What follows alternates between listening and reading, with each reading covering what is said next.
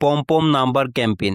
আমাদের শীটে দ্বিতীয় পজিশনে থাকা এই অ্যাক্টিভিটিটি আমরা বিভিন্নভাবে করতে পারি। অ্যাক্টিভিটিটি করার সময় সন্তানকে বলতে পারেন পপসিক্যাল স্টিক ব্যবহার করতে, পম বলগুলো হাত দিয়ে না ধরে পপসিক্যাল স্টিক দিয়ে ধরতে। এতে তার দুই হাতের সমন্বয়, হ্যান্ড আই কোঅর্ডিনেশন সহ অনেক স্কিল ডেভেলপমেন্ট হবে ইনশাল্লাহ। আবার কিছু সময় সন্তানকে বলতে পারেন একসাথে পপসিক্যাল স্টিক দিয়ে দুইটি পম ধরতে। এটা একটু হার্ড হবে, তবে আস্তে আস্তে এমনটা করতে পারলে তার আত্মবিশ্বাস ও তার স্কিল ডেভেলপ হবে ইনশাল্লাহ। এভাবে সংখ্যা বারবার গুনতে শুনতে শিশুর সংখ্যার সাথে পরিচিত হয়ে ওঠে।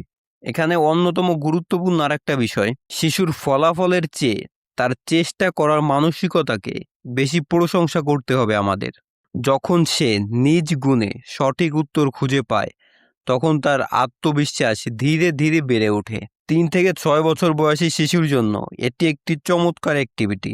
শেখা সব থেকে সুন্দর হয় তখনই যখন শিশুর হাতে থাকে খেলার আনন্দ আর সাথে থাকে উৎসাহ দেওয়ার জন্য একজন প্যারেন্ট। শিশু যখন যে কোনো অ্যাক্টিভিটি করে, অ্যাক্টিভিটি শেষ হলে শুধুমাত্র গুড জব বলে থেমে যাওয়া যাবে না। তাকে জিজ্ঞেস করতে পারেন কোন অংশটা তোমার সবচেয়ে বেশি মজা লেগেছে, কোন অংশটি করতে একটু কঠিন মনে হয়েছে। এই ধরনের প্রশ্ন শিশুর কমিউনিকেশন স্কিল এবং সেলফ এক্সপ্রেশনও বাড়াতে সাহায্য করে। মনে রাখবেন, প্রতিটি অ্যাক্টিভিটি এর উদ্দেশ্য শুধু একটি কাজ সম্পন্ন করা নয়, বরং শিশুর মাঝে কৌতূহল, আত্মবিশ্বাস এবং শেখার প্রতি ভালোবাসা তৈরি করা। আর যখন একজন প্যারেন্ট সাথে থেকে সেই জার্নিকে সাপোর্ট করে, তখন একটি সাধারণ অ্যাক্টিভিটিও হয়ে উঠতে পারে অসাধারণ একটি লার্নিং এক্সপিরিয়েন্স।